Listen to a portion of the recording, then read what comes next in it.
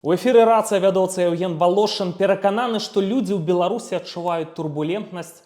Хутка жыццё можа сур'ёзна змяніцца, а Лукашенко, я так думаю, знаходзіцца ў сур'ёзнай небяспецы. На сувязі аналітык Сергей Бульба. Вітаю. Вітаю. Рацыя. Сергей, вельмі цікавыя працэсы адбываюцца. Вось гэта паездка Лукашэнкі ў Крэмль. Значыцца, заявы пра тое, што ну все, я не пацягну закрыць эту мяжу з НАТО, і ў украінцаў все забетаніравана. Ну выглядае, што Пуцін проста яго ўцягвае ў вайсковую авантуру. Лукашенко адпраўляе у Польшчу Анжэліку Борыс. Значыцца, пачынаецца ці то дыялог, ці то перамовы датычна лёсу палітвязня Пачобута. Ну і магчыма, это ўвогуле пачатак нейкага ці то дыялогавага, ці то перамоўнага працэсу датычна палітвязняў. Што ты пра ўсё пра это думаеш? Пакуль што не можна сказаць адназначна пра нейкую тэндэнцыю. Ёсць, магчыма, рухі, пакуль што рухі такія, як, скажем, чалавека закінулі ў ваду, і ён барахтаецца, ён хоча за нешта ўхапіцца. Вот такое вот уражанне робіцца ад вот этих вот рухаў Лукашэнкі.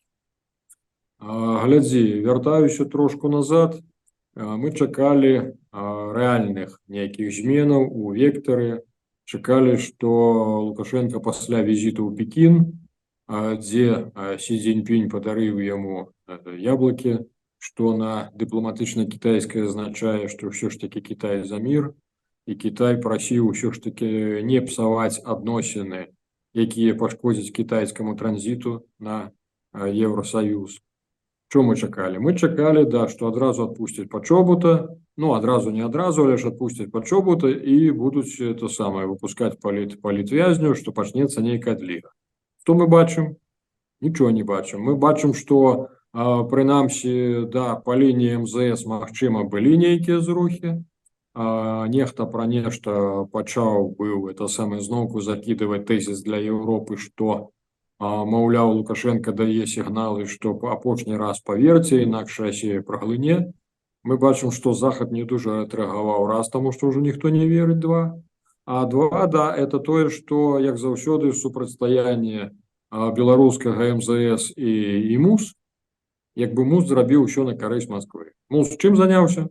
Пагромам этих могілак польскіх, это курсы польскай мовы разганяць. То бок, на каго работае тады гэты МУС? Ну, выходзіць, што на Крэмль. Лукашенко двойчы спрабаваў, як мне падаецца, запусціць працэс па вызваленню палітвязняў, нейкі там гандаль. Это было ў 21 годзе, спісы Васкарсенскага, ў 23 годзе рыхтаваўся там законапраект. У апошні момант, ну, эта ідэя зрывалася. Нейкія сілы Лукашенку, ну, не дазвалялі запусціць гэты працэс. Ці ён у апошні момант прымаў іншае рашэнне і працягваў, значыцца, утрымліваць палітычных зняволеных, здзеквацца, забіваць і гэтак далей. Слухай, ну што это за сілы на яго ўплываюць, каб, не дай Бог, вызваленне палітвязняў не пачалося?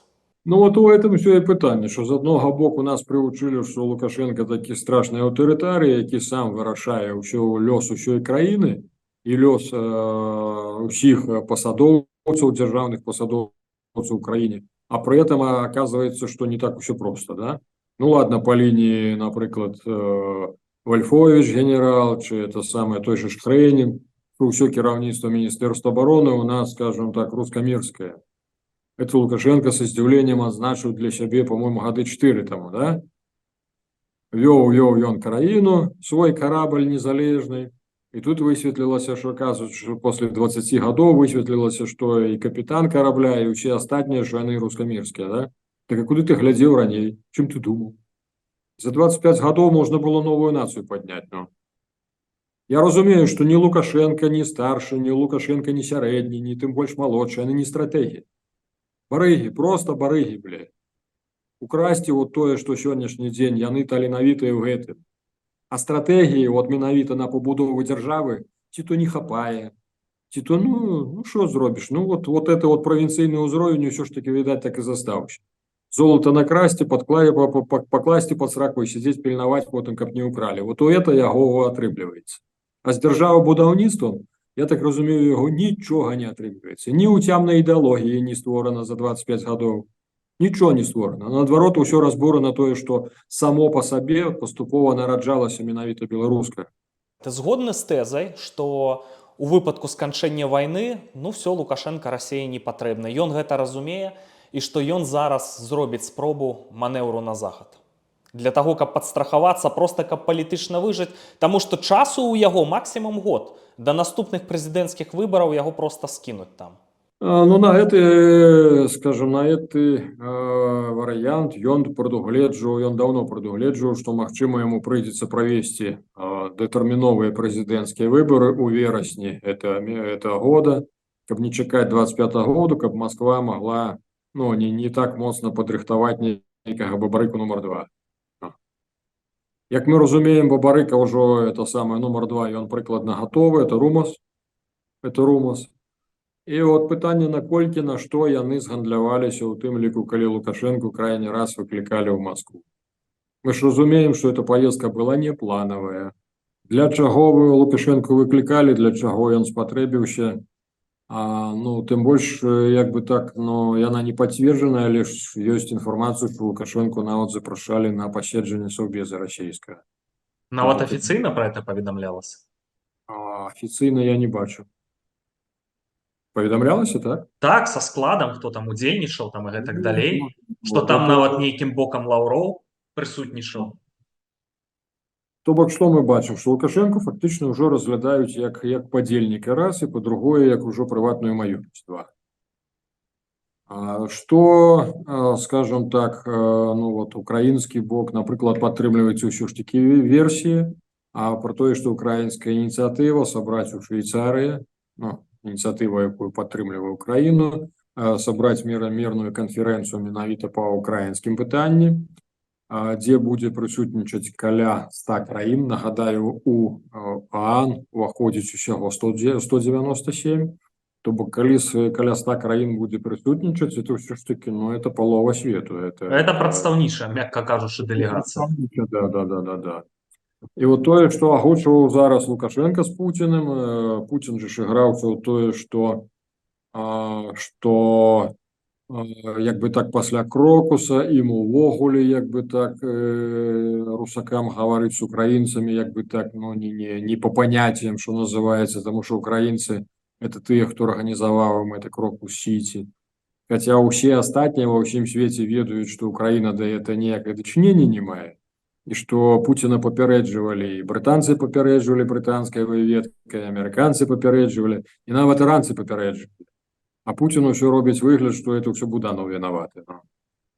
Так от заўваж, якая гульня дваіх актораў. Это 100% яны рэпетавалі перад гэтым і разыгрывалі, каму якую ролю выконваць. Што Пуцін сядзіць пакрыўджаны, вот нам не по паняццям цяпер з украінцамі размаўляць. На што Лукашенко кажа, да вы не хвалюйтесь, я ж могу рэшце з імі паговорить, мне типа не взападло, да. Братки такія сабраліся там і вырашаюць лёс планеты, Але пры ўсім пры тым, глядзі, мы не ведаем, што было дасягнута ў Москве, што не было. У тым ліку зараз ж прыйшоў тэрмін выплат па атамнай электрастанцыі. Это шчасце, якое ніхто не ведае, куды зараз электраэнергію дзяваць, таму што ўсе адмовіліся, усе суседзі, да? Тым не менш, уже тэрміноўкі ўсе прайшлі, зараз трэба выплачваць. Адпаведна, Лукашенко відаць, это пытанне падымаў. Але ж, зваротная сувязь такая з Менска, што, відаць, у плане пошуку грошай у Москве, выбіць з Москвы грошай, відаць, што Лукашенку не ўдалося. Таму што, вярнуўшыся назад, яны загаварылі пра падрыхтоўку неабходнасці паездкі да Аліева, у Азербайджан, дзе плануецца ў тым ліку, як бы так зноўку гаварыць пра арганізацыю нейкага міждзяржаўнага бізнесу, таму што явно Лукашенку бракуе на сённяшні дзень грошай на ўтрыманне вот этого стратнага праекта, які ён зарганізаваў з усёй Беларусі. То бок умудрыцца давесці. Узгадайце, пры канчэнні Савецкага Саюза за один беларускі рубель давалі 10 расійскіх. Вот з чаго мы пачыналі. І у нас эканоміка была на галаву вышэй. Да чаго мы зараз дакаціліся з гэтым крэпкім хазяйственнікам? Самі ўсё бачыце, да? Калі вот это нулікі ўсе сабраць, повесить на наш рубель, то у нас атрымаецца колькі там уже это уже не миллионы, миллиарды, да? Сергею, ну ситуация такая, что у Лукашенко проблемы з эканомікай, якую можна лёгка абваліць. Праблема, што яго хоча Пуцін все-таки ў авантуры вайсковыя відавочна ўцягнуць, ўжо замазаць па поўнай праграме. І тады ў будучым ніякой стратэгічнай будучыні няма. Так, поўная залежнасць і анексія, і Лукашенку мала засталося. Відавочна, што Расія на яго не будзе стаўку рабіць, ды і стары. Будзе ён рабіць манеўры на захад. Як ты думаеш, ці можа дайсці да сцэнара ліквідацыі Лукашэнкі? Ці рызыкуе ён? Ну, глядзі, год прайшоў, это самае, нават больш ужо як это Макей кудысьці дзеўся. Ужо нават 1,5. Ужо нават 1,5, да. Афіцыйнай рэакцыі Мінск ж так і не выказаў. Я неяк, слаба верыцца ў то, што Макей раптам сам узяў это самаліквідаваўся. Безумоўна, это быў сігнал, бандыцкі сігнал пасланы, паводзіны Лукашэнкі каля труны, это было відавочна, што прымаю бой. Цяжкая сітуацыя. Зараз яна яшчэ больш цяжкая. Дык усё ж такі, рызыкуе ён ці не, што яго проста могуць ліквідзіраваць. Слухай, ён же за ўвесь час і ты рыхтаваўся. Колькі разоў ён ужо ператрасаў, і пасля пасля таго, як здарылася з Макеем, ён же тады быў нават разагнаў не толькі частку сваёй аховы, але ж паставіў пад сумненне іхняй кампетэнтнасці і адданасці. Але ж тады і павароў нават былі, паператрасалі, не верылі. То бок там сур'ёзна, комплекс мерапрыемстваў быў цэлы праведзены, таму што Лукашенко, маючы такога сябра, як Пуціна, ён увесь час чакае, што яму это спину ножик утыркнуць, браты ягоныя, русакі, да. Так што ён, напэўна, улічвае гэты момант, а другое, ён разумее, што калі ўсё ж такі яго прымушаюць загнаць беларусаў на вайну, то рушыцца ўся ягоная ідэалогія. То беларусы пасля 20-го года, без аптымізма, але ж прынялі это тэзіс пра тое, што ў нас не так, як ва ўкраіне, у нас няма вайны, і толькі дзякуючы хітрасці, маўляў, зваротлівасці Лукашэнкі, да. А калі пачынаюцца 200-е, 300-е з фронта, калі беларускія гарады і вёскі вязуць 200-х, едуць труны, уся эта ідэалогія ўшчэнт разбураецца, тады Лукашенко, уласна, не патрэбны нават самім гэтым беларускім так званым элітам, таму што ён перастае быць якраз гарантам іхняга жыцця, того, што адбывалася дагэтуль, разумееш? Таму відавочна, што ён усяляк будзе шукаць варыянтаў, як не дапусціць вайну. А другое, глядзі, якраз перад ягонай паездкай у Петербург, я про Лукашенко, чи в Москву, куды в Москву, да, перапрашаю, да. Некалькі афіцераў натаўскіх былі ў Варшаве. Я не могу сказаць, это іпсо, не іпсо, ці это ўсё ж таки ўжо асэнсавана прынятая, скажем так, натаўская тактыка. Яны канкрэтна далі зразумець, што яны таксама не зацікаўлены, як Расія не зацікаўлена ў прамым канфлікце паміж Расіяй і натаўскай краінай, для этого скарыстаць Беларусь.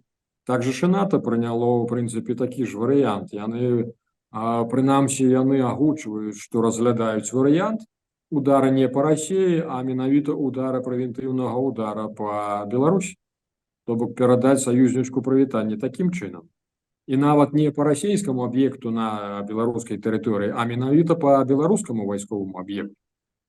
А яны гавораць пра тое, што, прынамсі, у іх ёсць разуменне, што ў нас насельніцтва ўнутры Беларусі дастаткова празаходняе. Таму з чым і звязаны выбар менавіта вайсковага аб'екта, не цывільнага, а менавіта вайсковага аб'екта беларускага.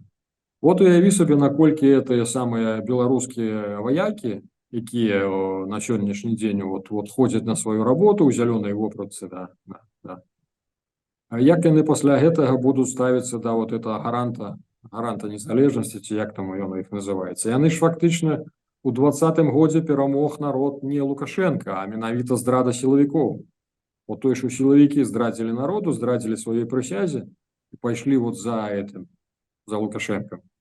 То што будзе, калі раптам нейкі аб'ект, ваенны гарадок будзе знішчаны натаўцамі? Што? Рацыя. У цэлым Лукашенко мае кадравыя праблемы. Паглядзіце, як доўга не прызначаюць кіраўніка адміністрацыі Лукашэнкі. А вось ворагаў у Лукашэнкі вельмі шмат. Цэлы спіс. Это людзі, якіх як бы прыручыў Лукашенко, як ён думае, так узяў пад сваё крыло, адважныя генералы, а гэтыя адважныя генералы могуць і ўваткнуць яму нож у спіну. Сергей, давай прабяжымся па такіх галоўных персаналіях. Ну, асоба нумар 1, я так разумею, Вальфовіч, кіраўнік Рады бяспекі. Там клейма няма дзе ставіць. Ну. Калі, напрыклад, беларускія афіцеры мне яшчэ 2 гады таму гаварылі, да калі што, да Лукашенко здыме это Вальфовіча, і ўсё, і не зможа ён ні на што ўплываць, то год таму я ўжо чуў, што Лукашенко не можа зняць Вальфовіча. Вот табе і ўсё, ну. То хто кіруе в этой дзяржаве? Вот мы падымаем пытанне, да, ці ёсць, ці Лукашенко сапраўды, да, можна разглядаць, што па лініі МЗС, а МЗС як бы так яго слухаецца, а калі не слухаецца яго муз, то што? Напрыклад, у глыбіні муз заўсёды хадзіла у кулуарах такая інфармацыя про тое, што не міністр, не намеснікі, не абласныя кіраўнікі іх намеснікі без згоды Москвы не прызначаліся. І праўда, это неправда, но... Але ж гледзячы на тым, што вот муз заўсёды робіць усё наадварот, каб сарваць тое, што робіць МЗС для захада, муз робіць усё для ўсхода. А Лукашенко на месца паставіць не можа. А Лукашенко на месца паставіць не можа. То ўсё ж такі тады падобна, што рэальна эта інфармацыя, да? Про тое, што кіраўніцтва МУС і абласных абласцей прызначаецца Масквой. Партнёр Вальфовіча Мікалай Карпенкоў, кіраўнік унутраных войскаў, вось гэтыя вагнераўцы, гэтыя атрады штурмавікоў, паводле адкрытых крыніц там 3000 гэтых людзей, вось якраз для спецаперацыі і ліквідацыі Лукашэнкі. Но я чуў версію такую, што насамрэч Карпенкоў свой час пераканаў Лукашэнку, што вот я лаяльны абсалютна, адданы вам. Як ты лічыш, небяспечны чалавек для Лукашэнкі? Конечно, небяспечна. І я здзіўляўся, куды глядзіце КДБ і ўсе астатнія. Відавочна, што рыхтуецца ў іх адносам атрад штурмавікоў ударны кулак. Якраз той ударны кулак, які, вот я кажу, Лукашенко можа толькі з тэлеграм-каналаў даведацца, што яны ўжо дзе-небудзь па дарозе на Вільню. Но я думаю, что другая функция, калі это не провокация с диверсантами все-таки на Вільню, это рызыкоўны вельмі сцэнар, там рыхтуюцца. У мяне выходзіла інтэрв'ю з экс-функцыянерам НАТО, вайсковым аналітыкам Аўрымасам Навісам, і ён кажа, што вельмі рызыкоўна для Кремля все-таки арганізоўваць такую правакацыю з дыверсантамі. Ну, калі будуць ужываць 5-й артыкул НАТО, то это вялікія праблемы для Кремля. Кремль боится, а вось якраз таки скарыстаць этих штурмавікоў, каб правесці аперацыю по Лукашенку, мне здаецца ідэальны варыянт. Штурм замка Аміна? Нешта такого кшталту. Было ўсяго каля 900 чалавек, то 3000 это больш, чым. Ты лічыш, што МУС у поўным складзе на Кремль працуюць? Кубракоў, то бок ён не чалавек Лукашэнкі. Ну, вот мы с тобой только что абмяркоўвалі факты, а ўсе астатнія домыслы, ну, яны ж мусяць грунтавацца аб аперацыі ўсё ж такі на дзеянні, а не на словы. На словах, да, яны быццам бы, да.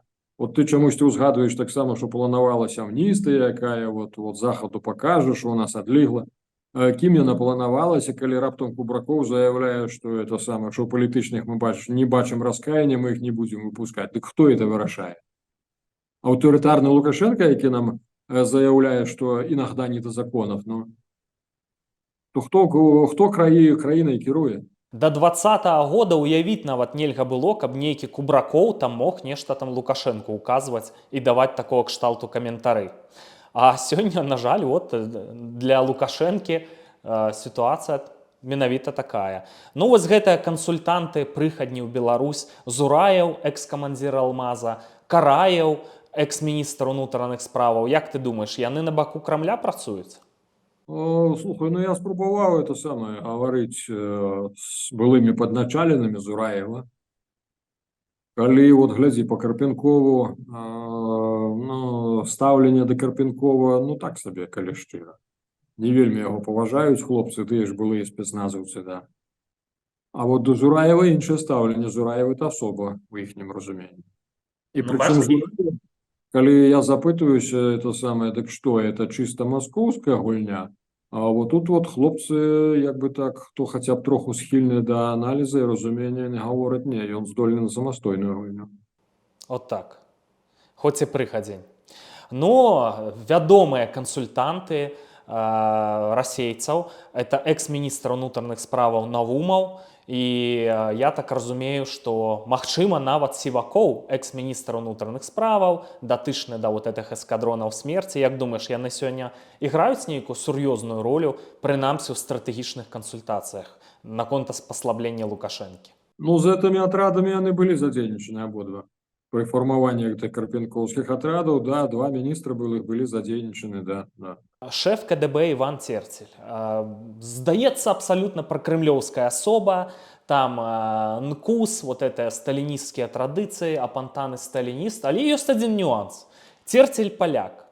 І вось мы ж зараз на памежнай тэрыторыі знаходзімся, польска-беларускай.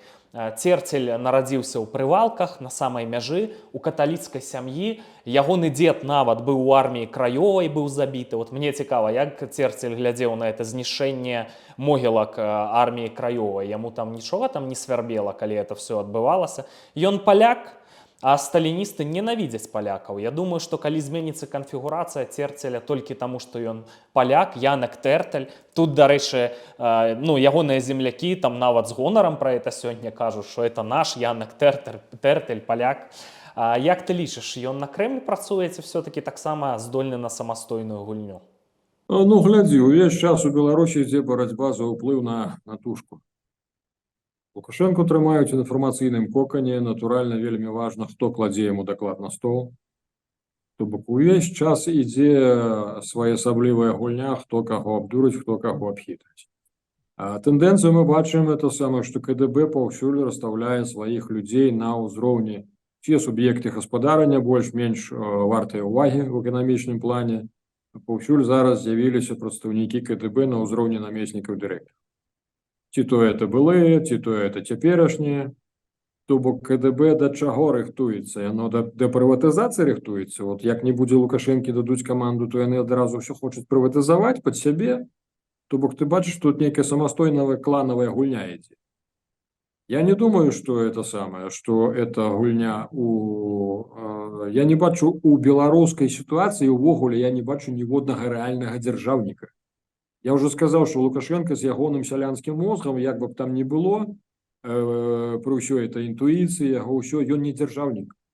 Вот я кажу, украсть это золото, покласть под сраку, каб не украли, вот это ягонае разуменне, все. Ён не стварыў за 25 гадоў, вот я б, напрыклад, стварыў такую нацию, что вот, ну, блин, монолит, с ідэалогіяй зусім, блин, но. А тут что? Ничего не зроблено, все наадварот, все разбурено, и что? Ну. Церцель, да, як бы так, яшчэ цікавы момант, оказывается, мамка ягоная была ў Саюзе палякаў. Ну. І да, як ён глядзеў, але ж это самае, я зважаў заўсёды на рэакцыю Масквы. Масква заўсёды адсочвала вельмі пільна МУС, Міністэрства ўнутраных спраў. А яна не адсочвала ні КДБ, ні Міністэрства абароны. Яны былі ўпэўнены, што гэтыя людзі ніякага супраціву, вот пры раскладзе як крымскі сцэнар, што яны якраз супраціву не акажуць.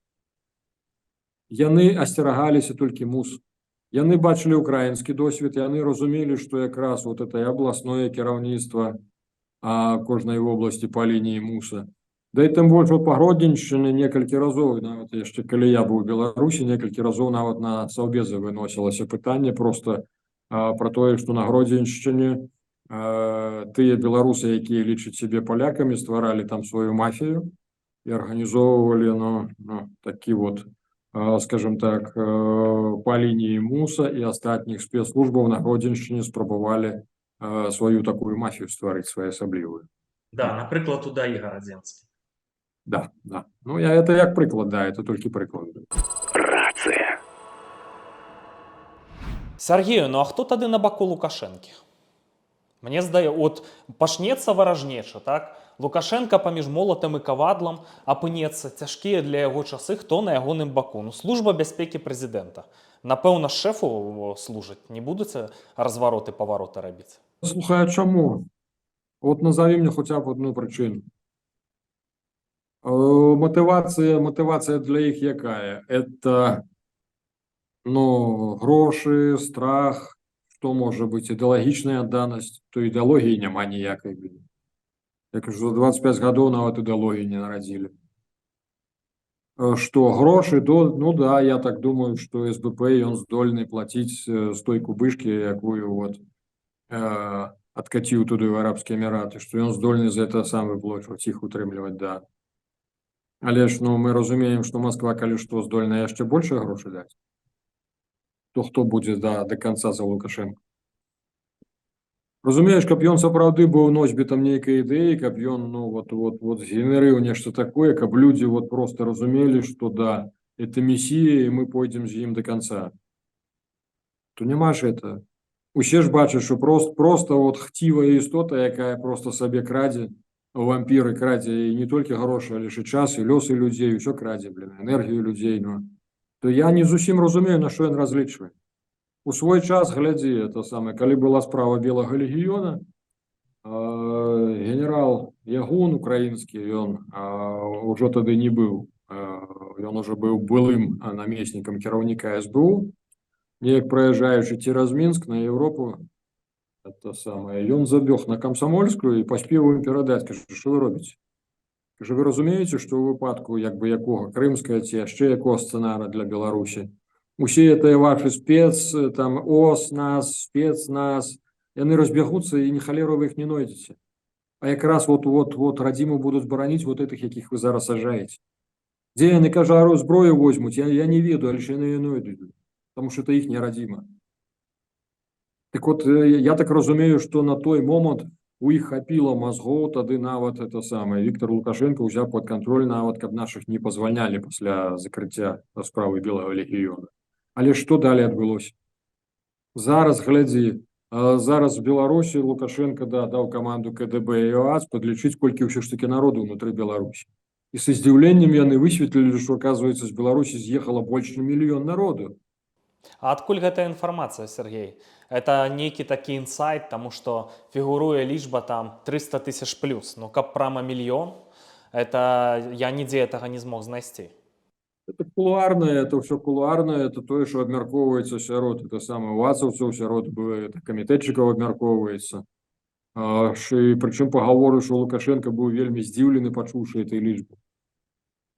А яны пробівалі менавіта по білінгу, по платежных картках, яны паглядзелі, да, сабралі ўсю інфармацыю, што дуже багата беларусаў просто з'ехала пасля 20-го года, разумееш? Дуже багато, это вельмі мягко сказано. А что тычыцца УАЦа, это ж такая была структура под Віктором Лукашенком. Як ты лічыш, Віктор Лукашенко, ён увогуле нешта там робіць, ён жа ўжо абсалютна як бы выглядае неўплывовым чалавекам. Збіты лётчык ён ці яшчэ можа нейкую гульню сыграць? Ну, слухай, збіты, не збіты, а ён падымаўся кудысьці? І ён просто на аэрадроме так і прастаяў?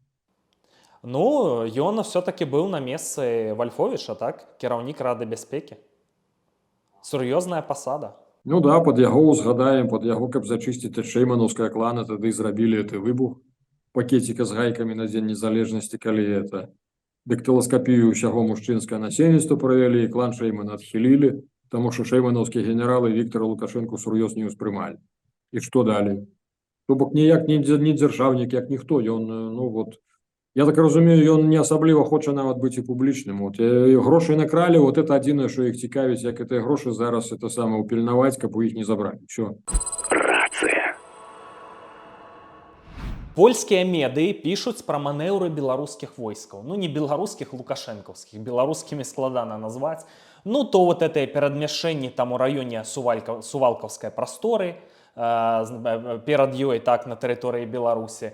Значыцца тое, што там нейкае скапленне зараз у раёне вось гэтага мазырскага нафтазавода, нібыта асцерагаюцца удараў украінцаў, хоць украінцы біць не будуць, літоўцы, зразумела, нападаць не будуць, ніхто на іх нападаць не збіраецца, ну манеўры гэтыя праводзяцца, тут это так бударажыць, хвалюе людзей. Ну, вучэнні праводзяцца ўвесь час. Да мяне даходзіць інфармацыя, што там на палігонах стракоча выбухі ўвесь час, да чагосьці рыхтуюцца, да чаго? Для таго самого, що Путін патрабуе. Чому Лукашенко признав себе соагресором? Что это? Это так само лічыш гульня для Захара? Что это было? Это спроба ўсё ж таки з Путіна грошы вытаргаваць, ці што? Спроба балансаваць, да, так як умее. Спроба балансаваць як умее, да. Ну, уже добалансаваўся, что, в принципе, что уже балансаваць-то нема куды. То бок, ярко выраженная пророссийская позиция, а нават Украина уже успрымае беларускія ўзброеныя силы просто як подразделение российского министерства обороны. Все. Добалансаваліся, дагуляліся. И что далее? Ну а далей вось гэтая спроба манеўраў на захад і вялікая рызыка для Лукашэнкі. Кто ему поверит на Заходе? Ну, вераць, не вераць, а гандаль ідзе поўным ходам, так? Санкцыі, не санкцыі, але бізнес-інтарэсы і захад для Лукашэнкі не іначай як партнёр, надзейны і адданы. Значыцца, лічбы зашкальваюць па поўнай праграме. Поляки перекрывают межу это самое с Украиной, обураются, что это самое, что с Украины закупили 4 миллиона тонн зерна, и молчать при этом, что с России закупили 12 миллионов тонн зерна, да, сбожжа. І все это ідзе праз Беларусь. Бізнес, крызіс заходняй цывілізацыі, падвойныя стандарты. Таму мне здаецца, хто-хто. А от Захад якраз таки з Лукашэнкам перамаўляцца можа. Вось і Павел Латушка нядаўна мне ў інтэрв'ю сказаў, што ў дадзены момант прэвалюе тренд нават у ЗША, што ну де-факта ён жа як бы краіну кантралюе, ну схільная з Лукашэнкам зноўку гаварыць, і ён зараз спрабуе гэта скарыстаць. Ну і адпаведна гэта канфлікт з расейцамі і вялікая рызыка для Лукашэнкі, чаму мы і гаворым пра ліквідацыю Лукашэнкі. Сергею, як ты думаеш, ці можа быць сцэнар, што насамрэч беларускае войска зараз рыхтуецца, ну каб пры пэўным сцэнары развярнуць зброю супраць расейцаў? Не веру. Чекай, я задаю питання, сам собі на халеру рихтується громадянська оборона і народне ополчення. Воно ж явно не для наступлення. Я задавався таким питанням, але ж ідеологічно, розумієш, войска это все ж таки это не болванчики, які это саме. От сьогодні його повернути на усход, він воює з усходниками, його завтра поверну. На захід тваром він воює з тим, кого бачить. А вельми важна складова – це ідеологія. У нас традыцыйна ВКР, военная контрразведка, у беларускае міністэрства обороны належыць усходняму суседу. Все, што больш-менш там было про беларускага, яно выціскаецца, выштурхоўваецца, і што, адкуль? Вот гаворыш, это самае, асабліва са старэйшым афіцерствам, з імі абсалютна немагчыма гаварыць, таму што, нам няма куды адступаць, это позади Москва. То бок, разумееш, вот им это наратывы, им вот супраць Украины, яны большасць не готовыя воевать. А калі Захад, то, в принципе, я так разумею, что тут идеологичная машина российская досягнула значно большего поспеху. То бок, у іх усё ж таки в голове, что с Захадом яны, напэўна, стали воевать. Рация. Сергею, ну все-таки я так і не зразумеў твоё меркаванне. Вось гэты сцэнар з ліквідацыяй Лукашэнкі, наколькі ён імаверны, калі ён можа быць запушчаны, як ты думаеш, будуць чакаць наступных выбараў прэзідэнцкіх, каб яго скінуць ці разбяруцца з ім да выбараў? Ты ніколі не задумаўся про тое, што Лукашенко пазіцыянуецца ў Расіі прыкладна як Кадыров? Яны ж бачаць, расейцы бачаць, што вот у 2020 годзе здавалася б гэтыя пратэсты, калі яны нават это самае дапускаць, што Ціхановскі атрымаў грошы ў Расіі, што Расія была зацікаўлена ў раскатурхванні сітуацыі, то Расія нават у Вітэбску колькі разоў падчас тых, калі народ выходзіў у 2020 годзе, паспрабавалі яны выйсці там з расійскімі трыкалорамі. Чым это закончылася? Нічым. Народ абсалютна не прыняў. То бок яны разумеюць, што Лукашенко, як і Кадыров, трымае у жорсткіх рукавіцах это самае беларускі народ у падпарадкаванні, што калі не будзе Лукашэнкі, то Беларусь разгорнецца на захад. То бок расійскае ўспрыняцце Лукашэнкі, разумееш? То бок я правільна цябе разумею, што рызыкі з твайго пункта гледжання там ліквідацыі Лукашэнкі, што ў яго зараз тут грандыёзная праблема, што гэтага няма? Імаверна, я дапускаю, імаверна, мы там больш бачым, што Лукашенко перыядычна ператрахіваюць усе этой службы, якія маюць допуск да тушкі, да. То бок ён асцерагаецца натуральна. Але ж, на сённяшні момант, што Расія даб'ецца гэтым, скажы? Няма замены, каб была замена Лукашенку, каб менавіта такога узроўня аб'ёма душы, скажем так, чалавек, які мог утрымліваць жорстка, як это робіць Лукашенко, уладу ў Беларусі, також няма. І за гэта ніхто не дасць рады. Румас? Не. Румас ён дастаткова як бы дэмакратычны, адукаваны чалавек, у яго як бы так, ну, алгарытмы мозга не дапусцяць такого. А Карпенков, ну, пастав такого Карпенкова, дык што? З тэхнічнага пункта гледжання я б яго не недаацэньваў. Чалавек з харызмай пэўнай. І тако, ну, я думаю, што насамрэч пэўны патэнцыял ён мае. А глядзі, Лукашенко так ці інакш для Расіі каштоўны тым, што ён меў адсоткаў 27-30 заўсёды электарата за яго галасавала. А колькі электаратаў будзе мець Карпенков? 2-3 адсоткі? То бок што, это ў 10 разоў трэба падымаць градус гвалта, это концлагеры па ўсёй Беларусі арганізоўваць. Што, як рабіць, каб вот краіна падпарадковвалася яму, скажы? А ты думаеш, што пры сённяшняй хадзе падзеяў з гэтымі рэпрэсіямі штосьці бы памянялася, калі б Лукашенко Карпенков замяніў? Выйшлі бы з коктейлямі Молотава там скідваць яго? А я думаю, што саботаж бы мы атрымалі па ўсіх лініях. Просто маўклівы саботаж з боку і таго ж чынавенства і ўсіх астатніх. Паміж Лукашэнкам і імі ўсё ж такі існуе нейкі сацыяльны дагавор, і хай ён не падпісаны на паперы. А калі это чужароднае, вот такое вот з муса там нешта прыйдзе, ну я не думаю, што будуць падпарадковвацца шчыра. Тым часам Лукашенко падстрахоўваецца яшчэ больш. Вот эта гісторыя з усебеларускім народным сходам, так, вядуцца прыгатаванні поўным ходам. Хоць была ж гісторыя з Назарбаевым, так, кепска скончылася для Назарбаева. Напэўна, Лукашенко спадзяецца, што ў яго будзе больш паспяховая спроба. Эксперт Ігор Тышкевіч лічыць, што вось гэтыя працэсы, што зараз у Беларусі адбываюцца, гэта спроба збудаваць іранскую мадэль улады аятолаў, каб Лукашенко ўжо вот не чэмпіён там, не перамагае ўсіх хакей, там моцны мужик, так, што вот ён вот улада аятолаў і што вот Лукашенко будзе ў сэрцы кожнага, так, ужо не будзе яна персаніфікаванай, а Лукашенко будзе ў кожным. Што ты пра гэта думаеш? Я ўжо пра гэта табе гаварыў, што это самае, што ідэалогія. Тут вельмі важная ідэалогія. Там яна базуецца менавіта і на рэлігійным прынцыпе, і на, скажем так, інстытуце іхняй дзяржаўнасці. Яны даўно прывучылі, што ёсць, скажем, вот нейкія захавальнікі нейкай традыцыі у выглядзе гэтых аятолаў, якім трэба чамусьці давяраць, таму што іх ледзь не пан Бог сам паставіў. А ў нас што? Ідэалогіі няма, усе ж бачаць, што вот персонаж это просто временный творческий коллектив по раскраданню Беларусі. Все. Многае залежыць ад таго, як скончыцца вайна ва ўкраіне. Вось выданне «Палітику», так, сусветна вядомае, піша алармісцкія матэрыялы, што Пуцін ніколі не быў такі блізкі да сваёй мэты, як зараз, што все там, все можа пасыпацца ва ўкраіне, зброі не хапае, нізкі маральны дух, там і гэтак далей.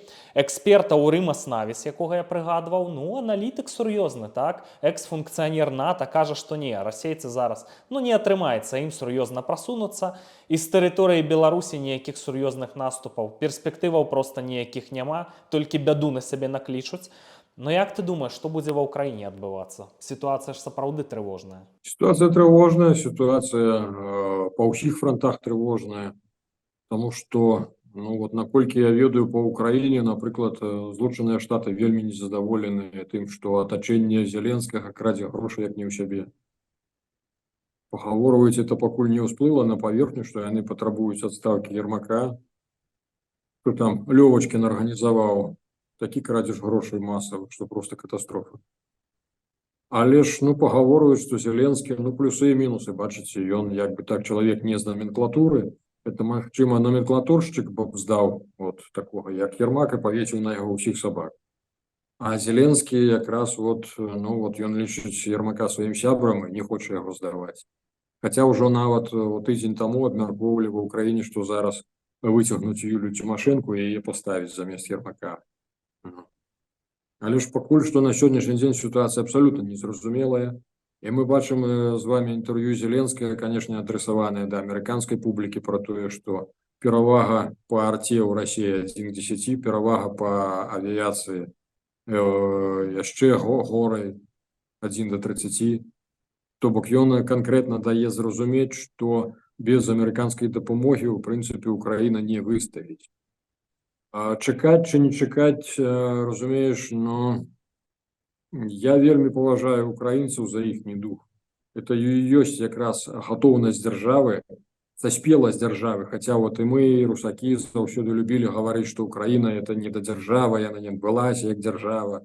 Там кожны сам сабе гетман. Але ж тым не менш, даруйце, вот якраз саспеласць дзяржавы это калі бяда здарылася. І калі тыя ж украінцы, я бачу, як у першыя месяцы каля 300 000 мужикоў кинули ўсё, што имели в Европе, и приехали бараніць свою Украину, разумеете, вот это спелость. И зараз, калі яны збіраюцца той ж Харкаў захапіць, мараць, ну не бяруцца гарады-мільённікі вот просто так, яны будуць супраціўляцца шчыра.